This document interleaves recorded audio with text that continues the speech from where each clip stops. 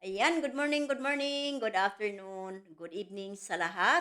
At ayan, andito tayo ngayon sa isang basher ng ating EDC. Ayan, kahit ano pa ang gawin ninyo, at ayan, nakikita naman ninyo, kahit sa hawakan pa lang ng kamay, pag ganyan na ang hawakan, ay ano ang ibig sabihin yan? Ah, ganyan ang hawakan ng dalawa. Tingnan ninyo ang picture na yan, ganyan ang hawak nila, dalawa.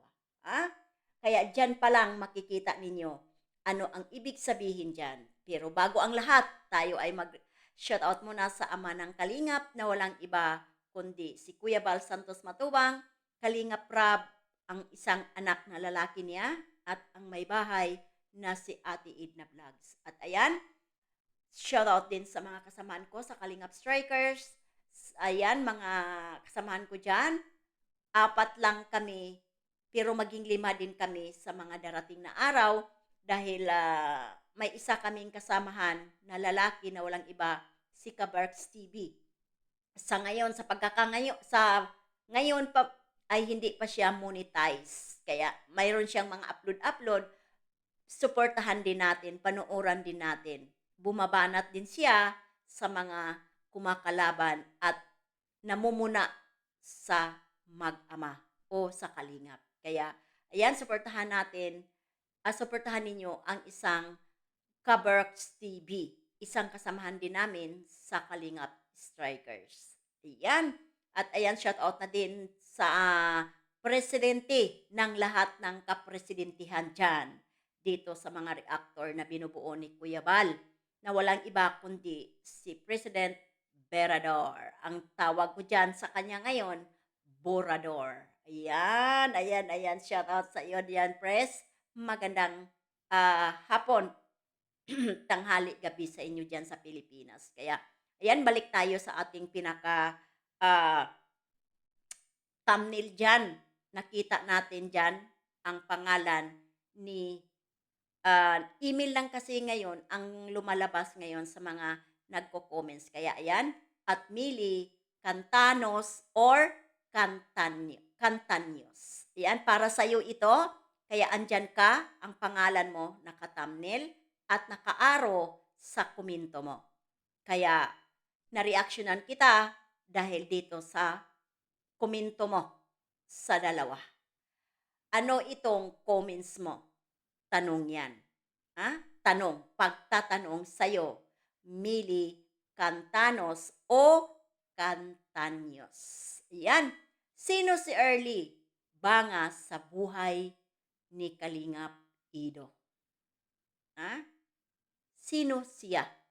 Bakit ko ito naitanong? Kasi yan ang binabanggit mo dyan sa pangalan, na pangalan dyan sa komento mo. Andyan sa thumbnail natin, nakikita ninyo. Pero babasahin ko ito para sa iyo, para sa inyo, sa mga supporters ng IDSI, Carzi, Jumcar, lahat ng mga viewers, solid organic viewers ng Kalingap. Babasahin ko itong komento ng isang basher ng IDSI para alam ninyo kung ano ang nilalaman dito sa comments niya. Kasi may binabanggit siyang pangalan, Early Banga. At isang pagbibintang ito, ginagawa mo. Kung wala ka naman ebidensya, Mili Cantanos o Cantanios, wala kang magagawa.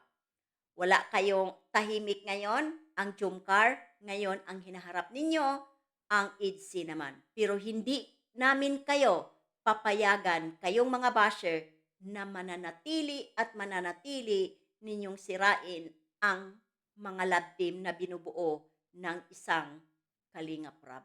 Hindi namin kayo tatantanan. Maganda nga, binibigyan nyo kami ng content. Iyan. Ito, walang pambalahura, hindi kita balahura, baluharain, kundi advice lang ang gagawin ko sa iyo. Ano ang komento mo dito? Mili Castaños o Castanos. Castanos pala yan, hindi Castaños. I-correct ko na lang yan mamaya. Alam nyo, malabo na ang IDSI simulang nagpakalbo si Ido. Marami na kami nababasa galing sa kanya, Biancy, hindi ka ba nakahalata na gusto ka palitan ni Ido? Ang ipalit sa'yo ay si Early Banga, buntis na kaya malamig na sa'yo si Ido. Lagi sila lumalabas kahit walang vlog. Sa kotse daw sila, gatagpo, doon sila gumagawa ng milagro. Kasi mas mahal niya, hindi ka naman daw mayaman, si Early may kaya sa buhay. Yan ang sabi mo. Mili Castaños o Castano. Yan ang sinasabi mo. Kaya dito pa lang sa komento mo na hindi ka na malabo na dahil nagpakalbo si Kalingap Ido. At dito din sa hindi ka mayaman. Dito kita sasagutin. Mili.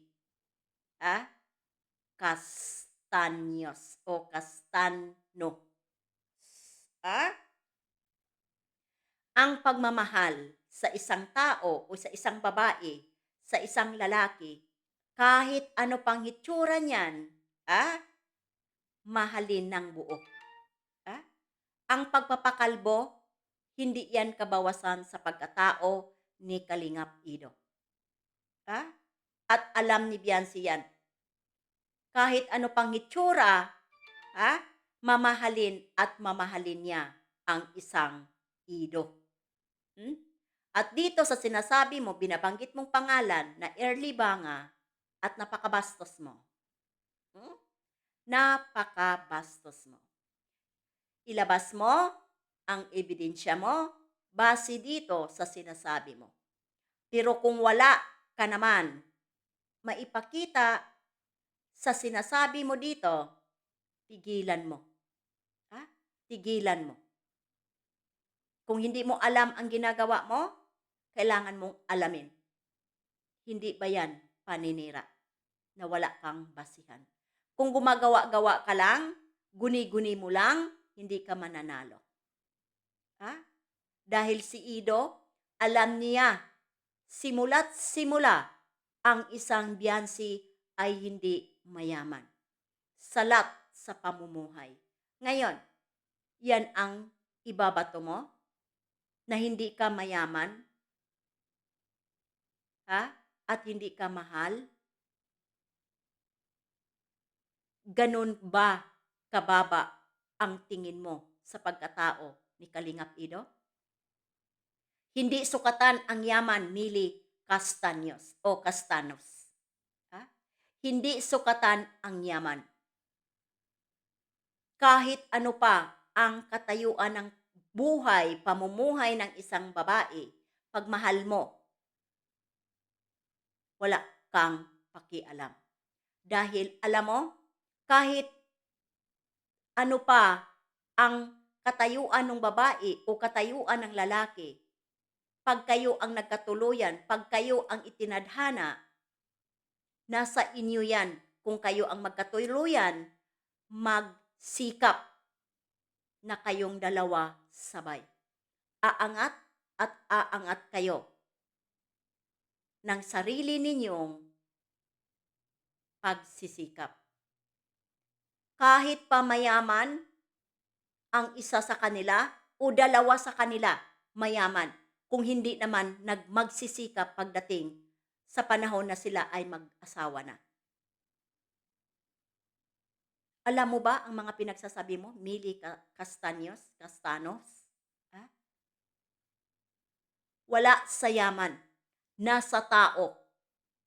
Kung ikaw, desidido kang umangat, umasinsyo ang buhay mo, magsisikap kayong dalawa. Dahil ang pagmamahal, walang pinipili.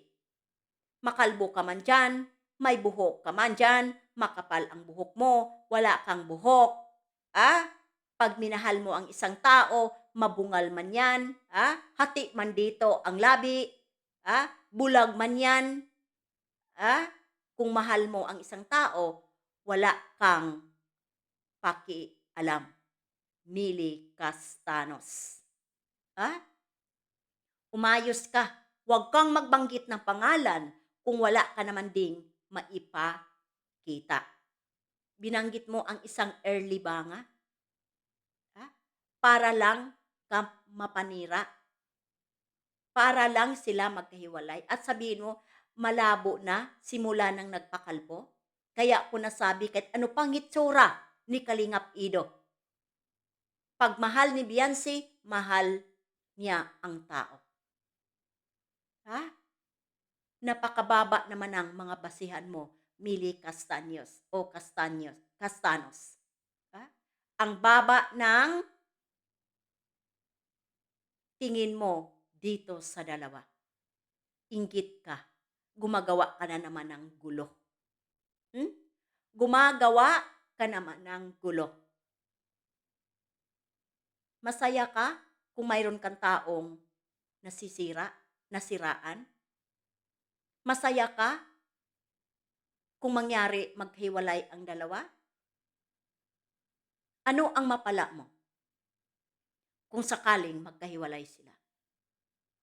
Pero hindi mangyayari yan dahil kilalang kilala nila ang bawat isa sa kanila at sigurado yan nagsasabi ng kung ano-ano ang mga bagay-bagay na sila lang dalawa. Wala ka nang magawa dyan. Dahil sa paghahawakan pa lang ng kamay, kung ikaw nakaranas ka ng pagkadalaga mo, ha? Pag ang babae't lalaki, ha? Naghawakan ng ganyan, ha? Kung wala kayong relasyon, ha? Hindi ka humawak ng ganito. At hindi ka magpahawak ng ganito. Ha? Kung magpahawak ka man na wala kayong relasyon, hanggang dyan lang. Ha? Hanggang dyan lang ang paghawak natin. Pero pag ang hawak ninyo, ganito na, ano ang ibig sabihin? Mili Castaños. Ha? Huwag kang manira kung wala naman ibang kang intensyon na hindi maganda dito sa IDSI. Ha? Walang basher ang IDSI ng ilang linggo. Buwan. Tahimik ang Jomcar, andito ka ngayon sa IDSI. Bakit? Ha? Inggit ba? Ha? Ano ang dahilan? Anong dahilan mo? Kapal din ang apog natin kung tayo ay manggulo lang. Wala kang magagawa dyan dahil sila na. Kaya what you see is what you get, di ba? Kaya ayan, wala kang magagawa at Mili Castanos o Castaños. Ha? Kaya ayan, laway-laway ka na lang, inggit ka na lang, kahit anong gawin mo, hanggang dyan ka na lang talaga. Tulo laway at tulo luha. Diba? Oh, kaya ayan, bye-bye and God bless.